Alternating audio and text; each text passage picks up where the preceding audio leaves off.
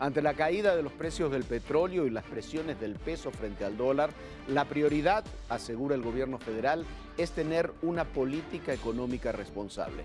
Hola, soy Jorge Fernández Menéndez. La Secretaría de Hacienda dice que su objetivo es que haya recuperación y aceleramiento de la economía y que ante los altibajos de las finanzas internacionales, el objetivo es proteger la estabilidad macroeconómica para preservar la economía de las familias. ¿Qué tal? Soy Pablo Iriarte. Pero la prueba de fuego será 2016. Hacienda ya trabaja en la integración del presupuesto para el siguiente año bajo una metodología de base cero con el objetivo de preservar la estabilidad económica mediante la evaluación de programas y dependencias. El paquete económico que se presentará en septiembre próximo ante el Congreso implicará una lógica diferente en su preparación. Dice Hacienda que ya no será inercial ni con base en el presupuesto del año inmediato anterior. Buenas noches, yo soy Ezra Chabot y esto es México Confidencial.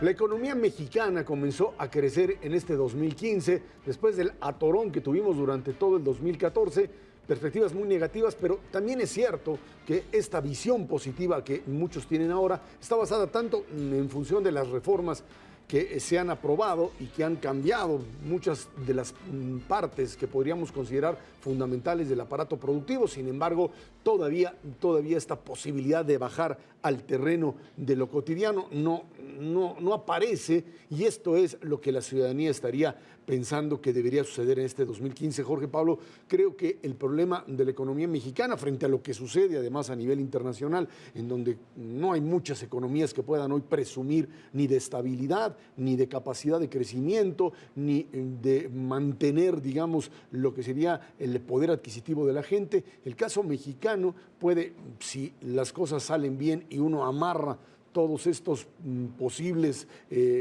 a todas estas posibles presiones que pudiesen desembocar en un caos, podríamos tener un año mucho mejor de lo que se esperaba al principio, ¿no? Sí, seguramente hace algunas semanas fue la convención bancaria, los banqueros, el sector financiero salió muy satisfecho de la convención, a diferencia de lo que había ocurrido el año anterior, que había sido una catástrofe, pero salieron muy satisfechos, salió bien, con optimismo, digamos, concluyó el tianguis turístico y con la buena noticia de que México vuelve a estar en ese terreno entre los 10 primeras naciones del mundo. Eso implica mucho dinero, el ingreso de mucho dinero, hay industrias que están funcionando muy bien, la exportación funciona muy bien y va a funcionar mejor por la locomotora estadounidense en términos económicos, pero me parece que el gran desafío, además de hacer todo eso, que hay que hacerlo, es buscar los mecanismos. Se están haciendo, me parece que hay que ser más audaces en eso para que la economía llegue a la gente. Es el gran desafío para que esas mejoras económicas lleguen a la gente. Ese es el gran desafío que tiene todo gobierno y, por supuesto, en estos momentos. Todo este lenguaje que, en lugar de resaltar lo positivo que, como ustedes dos señalaban, se ha puesto el acento, se han cargado los acentos en lo negativo. Yo creo que esto va a tener una repercusión política, el manejo del discurso económico. Yo creo que frente a una visión en el exterior de México que es de lo más positiva que se puede tener, sí, hay un pesimismo económico no justificado en las actuales condiciones. Es cierto, están los temas de seguridad, está el tema de noticias que, digamos, dañaron enormemente la imagen de México en medio de la lucha política y la lucha de los medios, pero hay que recordar finalmente que aquí se aprobaron reformas que le han golpeado a grupos dominantes, a grupos que anteriormente tenían todo el control y que hoy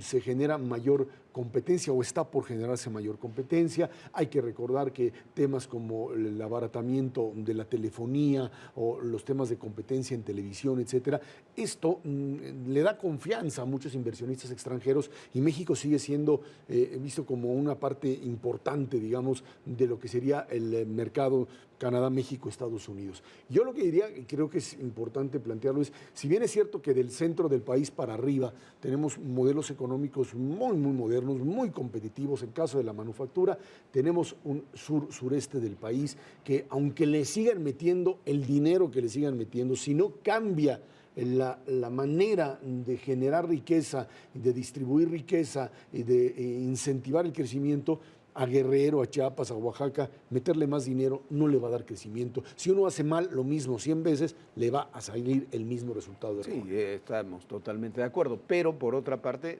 también es parte de dos cosas, de los programas y de las políticas y, como decía Pablo, del manejo del discurso y de las expectativas, porque el discurso en última instancia es manejo de expectativas.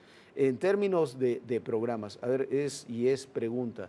En noviembre, cuando el presidente anunció el decálogo, el famoso decálogo en temas de seguridad, por cierto, decálogo del que no se ha aprobado prácticamente nada, se anunció también la creación, en relación a lo que tú decías, de 3 zonas económicas especiales, tomando ejemplo de lo que han hecho otros países, entre ellos China, para una zona económica ahí en la frontera de Guerrero y Michoacán, otra zona económica en Oaxaca, otra zona económica en la zona de Puerto Chiapas.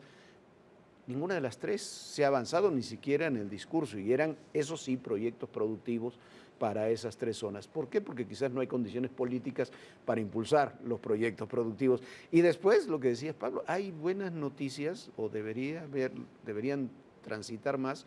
En seguridad hay buenas noticias, en economía hay buenas noticias, en otros ámbitos hay buenas noticias. Y paradójicamente de lo que más se habla es de que el año próximo vamos a tener un presupuesto con base cero, lo cual me parece en otro ámbito muy bien, pero la gente está pensando ya no en cómo va a gastar dinero ahora y cómo va a crecer ahora, sino cómo le va a pegar el recorte del año próximo. Que nos están anunciando que ahí viene el lobo, que ahí viene el lobo. A mí me preocupa esto que puntualiza Jorge. Hay una disociación entre la economía y la política en el gobierno. Por un lado se nos plantea este corredor industrial en lo que es la zona Oaxaca, Guerrero y parte de Chiapas, pero la política no puede sostener ese corredor industrial. No ponen en riesgo las elecciones, no dejan tomar posesión a un alcalde, van a permitir que se instalen ahí industrias y maquiladoras y fuentes de empleo. No lo van a permitir. ¿Por qué? Porque tenemos ahí a grupos extremistas, grupos radicales que impiden incluso el paso de los camiones con mercancías si son de empresas transnacionales. Es decir, sí, suena muy bien decir vamos a hacer un corredor productivo en el sur del país, pero ¿hay las condiciones? ¿Se han creado las condiciones políticas?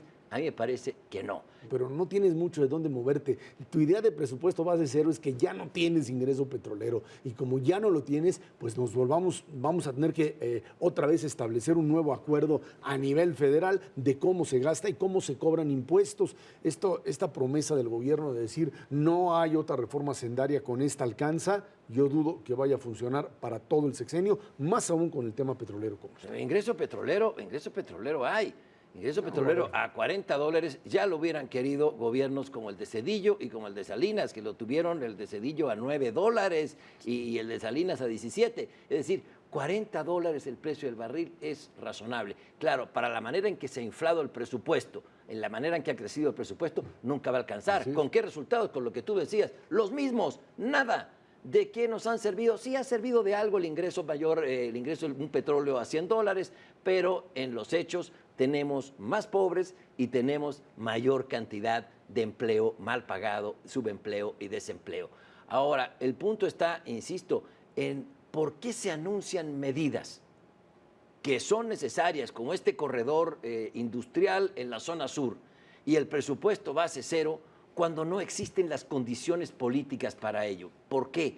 No lo entiendo. Yo creo que tiene que ver básicamente con una visión de gobierno que dice, bueno, yo tengo aquí una solución, es esta, si ustedes, señores gobernadores, le quieren entrar, me van a ayudar para que luego no digan que la federación no hizo nada. Yo insisto, los gobernadores y fundamentalmente en el sur del país son un verdadero estorbo para el modelo. ¿Estorbo? Estorbo total y absoluto para el modelo de desarrollo. Tiene que haber una corresponsabilidad y si no la hay, la federación tiene que imponerla. Lo han hecho una y otra vez. Hay que obligarlos otra vez a que se desgasten políticamente, hay que obligarlos a que cobren impuestos y se vuelvan gente que tenga que dar la cara ante su ciudadanía. Y no aparecer. Ya terminaste. Órale, ¿para qué me dejas hablar? Pero bueno, está muy bien. Pero el corredor, industrial, no va a funcionar. No lo tenían que aprobar los gobernadores. No es un problema de los gobernadores, es un problema del gobierno federal.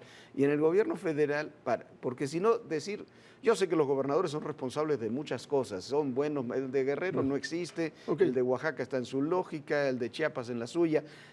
Muy bien, pero el gobierno federal tiene que actuar. Y el que anuncia es el gobierno federal.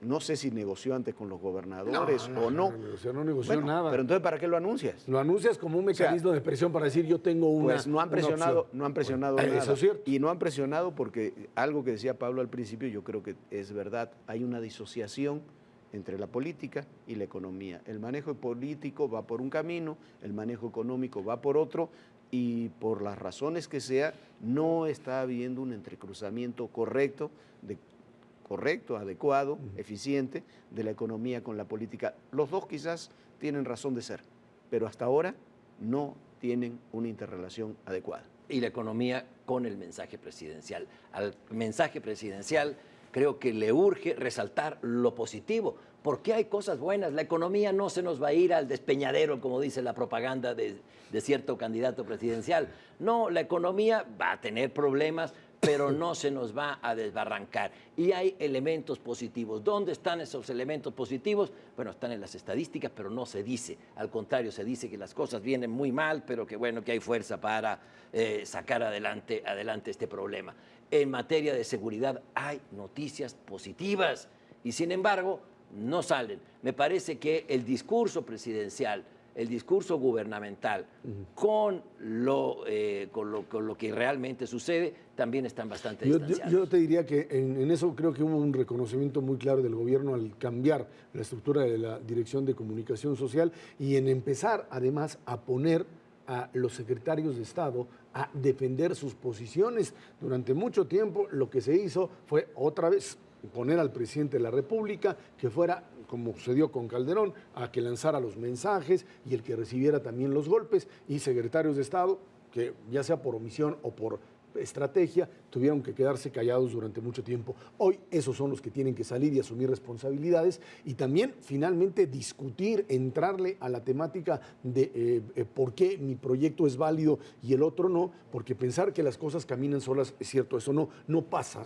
al menos. Pero por lo pronto, salvo 2 o 3 secretarios, los otros no aparecen. No han salido. Bueno, entonces tendrán que aparecer. Y hay que armar, ya se hizo, hay un cambio de personas, pero tiene que haber cambios de políticas y de estrategias de la comunicación presidencial, de la imagen y del manejo del discurso del presidente y del propio gobierno. Hacia adentro y también hacia afuera, porque de alguna manera ya te comenzó a dañar también en la imagen exterior aquello que los opositores al gobierno lo plantean como el gran fracaso, lo que puede tener muchas críticas, pero fracaso como tal, creo que no se puede sustentar lo que ha sucedido. No puede sustentar de que ha habido un gran fracaso. El único fracaso que ha habido es en crear confianza. No hay confianza, y esto no lo dice solamente el opositor, los opositores al gobierno, lo dice el propio presidente en entrevistas. Sí. Tenemos una grave crisis de confianza. Bueno, ¿qué se está haciendo para amainar esa crisis, para contrarrestar esa crisis de confianza? Me parece que ahí hay una gran tarea. Ahí está la tarea y tendrán que hacerlo antes de que ahora sí que les llegue el agua al cuello. Gracias, Jorge, Pablo, gracias a ustedes por haber estado aquí con nosotros en México Confidencial.